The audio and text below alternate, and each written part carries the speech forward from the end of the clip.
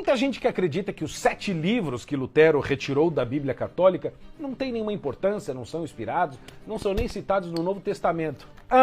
Sei, vem comigo. A primeira coisa é a seguinte: o fato de um livro do Antigo Testamento não estar citado no Novo Testamento não significa que ele não é inspirado. Porque os livros de Esther, Ruth, Obadias, Naum, Cântico dos Cânticos, Juízes e Eclesiastes não estão citados no Novo Testamento, no entanto, protestantes e católicos reconhecem que eles são inspirados. Depois, você precisa entender uma coisa muito grave. Lutero não apenas retirou 7 livros do Antigo Testamento, como também queria tirar outros 4 do Novo Testamento. Hebreus, Judas, Apocalipse e, óbvio, a carta de São Tiago, a qual ele chamou de, abre aspas, a carta de palha. Ele não gostava nada. E qual foi o argumento de Lutero para tirar esses livros do Antigo Testamento? Ele se baseou no concílio de Jamnia, feito pelos judeus fariseus nos anos 90 depois de Cristo. Ou seja, após a escrita do Novo Testamento, após a destruição de Jerusalém pelos romanos e após a morte de todos os apóstolos, exceto São João. Mas esta versão do concílio fariseu não era a versão utilizada pelos escritores cristãos sagrados, porque a versão do Antigo Testamento disponível na época dos apóstolos em grego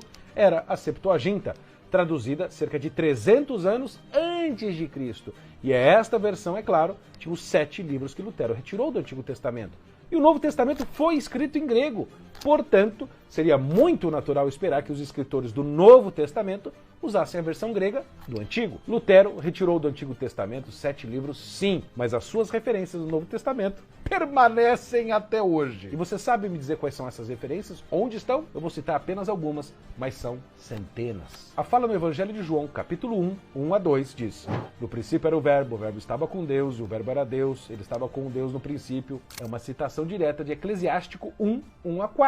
Todo o Logos vem do Senhor Deus, e com ele esteve sempre, e existe antes de todos os séculos. Quem pode penetrar? O Logos, o Verbo de Deus, do qual procede todas as coisas. O Logos foi criado antes de tudo, e a luz da inteligência existe desde a eternidade. Mateus 24, 43 diz: confiou em Deus. Se Deus o ama, que o livre agora, porque ele disse: eu sou filho de Deus. É o cumprimento de Sabedoria 2, 18 a 20. Abre aspas. Porque se o justo é filho de Deus, Deus o amparará e o livrará das mãos dos seus inimigos. Ponhamo-lo à prova por meio de ultrajes e tormentos, para que conheçamos a sua mansidão e provemos a sua paciência.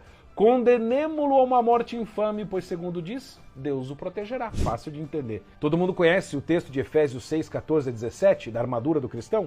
Estai, pois, firmes, tendo cingido os vossos rins com a verdade, vestindo a couraça da justiça, tendo os pés calçados de zelo para anunciar o evangelho da paz, sobretudo o escudo da fé, para que possais apagar todos os dardos inflamados do maligno.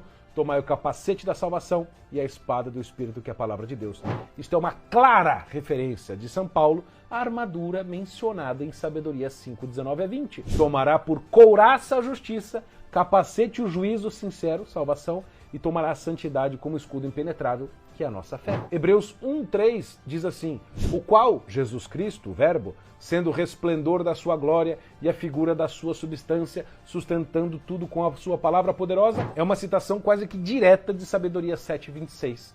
Falando do verbo logia, o logos de Deus, diz que ela é o resplendor da luz eterna, o espelho sem mácula da atividade de Deus, a imagem da sua bondade. É a referência perfeita. Hebreus 11:35 é uma referência objetiva aos fatos de 2 Macabeus 6:18 até 2 Macabeus 7:42. Depois você procure aí. Apocalipse 8:2 diz: e viu 7 anjos que estavam em pé diante de Deus, os quais foram dadas 7 trombetas. Tem ligação direta com Tobias 12:15.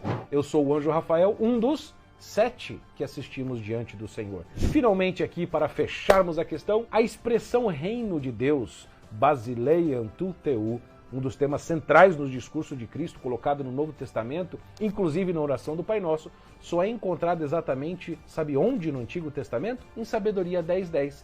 Exatamente nestes termos, enquanto falava da sabedoria, do Logos divino, diz assim: Edeixen afto Basileian theu, em grego, e ele lhe mostrou o reino de Deus. Você sabia de todas essas correlações? Sabia que Lutero manipulou o Antigo Testamento e tentou manipular o Novo? Esse é um conteúdo que você não encontra em lugar nenhum. Compartilha com um amigo que também precisa saber disso.